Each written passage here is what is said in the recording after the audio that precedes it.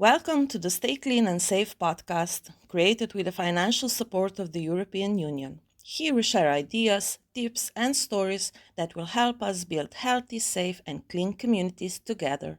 Let's get started.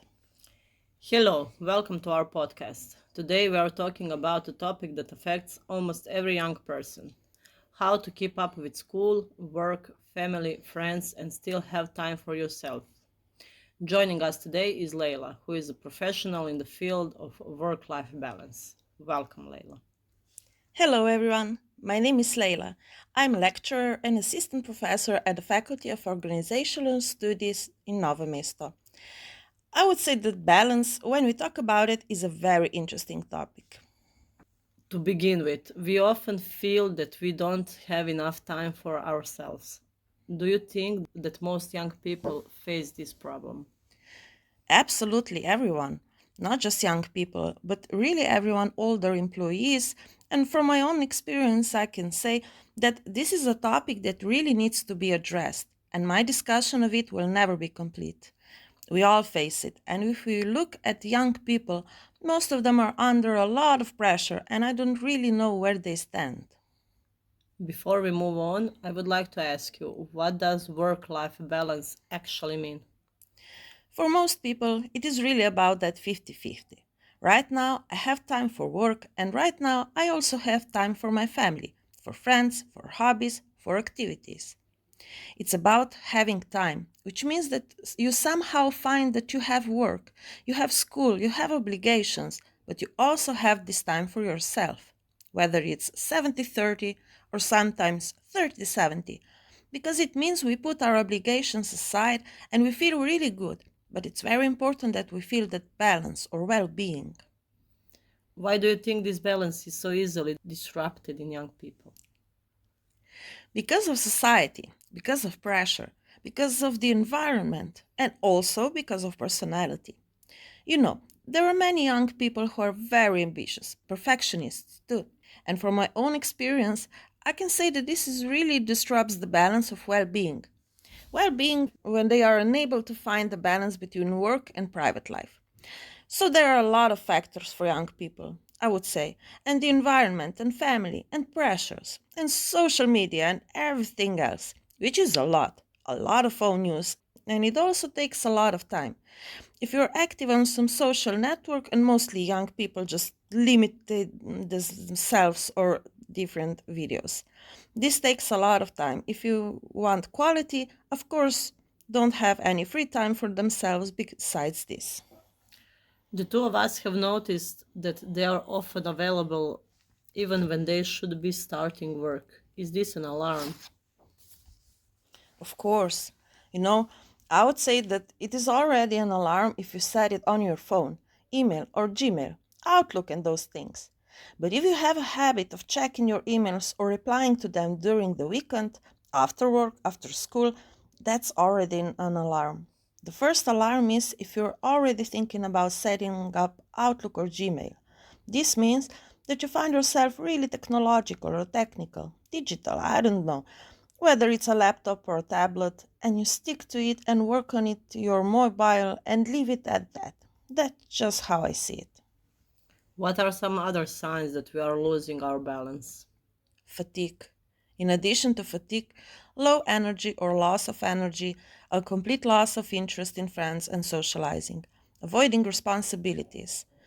You know, there are many who literally avoid work, but they literally freeze because they no longer have the strength to think, to act, because this is a consequence of precarious employment. So, looking at it from this perspective, even our physical health has declined and our immune system is already compromised. So, it's all part of seeing what the signs are, and most importantly, well being. If we feel something here, we say it's intuition, psychology. If we feel here that something is wrong, then something is really wrong. What can we, for example, young people do today to improve our balance? There's a lot in the world. That's what I would say. Young people should set a very good schedule for themselves. Regardless of their obligations, whether it's a job, school, or studies, they should set a schedule that they are aware of and follow. And good organization really helps in this fight against burnout because in psychology, we call it burnout. So there are a lot of young people today who suffer from this, but also older people, those in middle age. But somehow these are generations that have already learned, that this is normal. This is my job. I would really advise something that is very important for young people, that you set boundaries. Because I always say boundaries are not set for others. You are not being rude or disrespectful. You are setting boundaries for yourself. And when someone is able to set boundaries, that person is already very stable and has already developed good mental hygiene.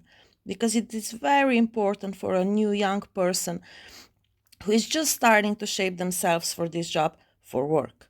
So, setting boundaries for yourself is the best advice I have ever received, and I would also pass it on to others. Young people also have problems with phones, sometimes finding it difficult to disconnect. How can we help ourselves here? There are countless studies and countless research projects on phone use. I would say that there is also a lot of advice out here today. You have to decide for yourself and choose for yourself what and how to use your phone. If you look, there are so many functions and applications available today that turn off your phone after 2 hours of use or block certain applications or social networks. It's all one way, if you want to or if you don't. By the way, I'm talking about addiction now. Many young people, but also other people, are already addicted to it and are somehow struggling to face it, to deal with this problem. Mobile phones are indeed a problem, but they could also be a solution. For example, because we have a large database and a lot of information, we can get it very quickly. It all depends on the individual. Do you think short breaks are really important for productivity? I would say, based on my own experience, I've tried that. I study for 15 minutes or work for 15 minutes. As a young person and a teenager and a young adult, but I have a 5 minute break. In my case, it didn't turn out that way. I would say that something is more useful and effective. So what turned out that I set myself a goal. I work for an hour, then I take 5 to 10 minute break and I turn off my computer, mobile phone and everything. I really do that because I want those 10 minutes of quiet.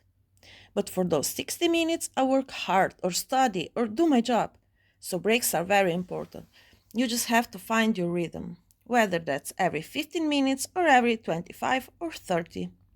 Experts, especially in medicine and clinical psychology, recommend taking a break every 45 minutes because concentration levels drop. So after 45 minutes, if you can hold out, take a break. Or if it's easier for you, I would say that there is no need to overthink it. If you can take that break, then really enjoy it. Or if you have 15 minutes of work, then you have really accomplished something. Then it doesn't matter how much you work or how long your break is. It depends on the individual again. There is also a lot of talk about burnout, but is this also present in young people? Enormously. As a transactional analysis therapist, I have conducted many, many hours of therapy with young people who work in their own companies, quiet startups or just students, with some kind of student work. Burnout is huge because, as we said, we really live in a very fast paced world.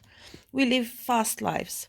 If we look at the different components and aspects of our lives, I would say that we are really faced with different types of burnout, from total burnout to pure careless burnout. But burnout is very, very prevalent among young people.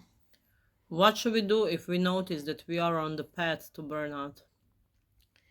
I would say that if you notice that you're on the path to burnout and this is already an alarm bell, then with the greatest desire and good intentions, I would say immediately go to the doctor. Not just to get medication, but something else. But really so that they can refer to you the mental health center, which is now also in our health center. There, you can talk to a counselor and a youth counselor and a social counselor and a psychologist and a clinical psychologist. They have a wide range of professionals. It is very important, and also from other places in Slovenia, of course, go and see. It is very important who you talk to first. Then the process follows, but it is very important. It is already 50% of success to be aware that you are in the path to burnout. Do you think that young people are already changing the culture of work and setting different boundaries? Absolutely. We now have two very contradictory things. We have young people who are burned out, but we also have young people who know how to stand up for themselves. And then they ask me, young people always ask me, why do I have to do it this way? If a former employee did it this way in my job, I'm not going to do it this way because that's not my way of working. So, this is already an awareness of what well being at work means and why it is so important. And that well being at work naturally affects well being in your personal life.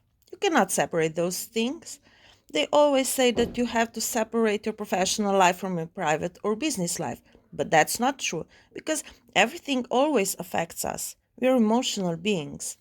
Finally, and if you could give young people just one piece of advice, what would it be? Stand up for yourself and set boundaries. Anywhere, anytime. That's it.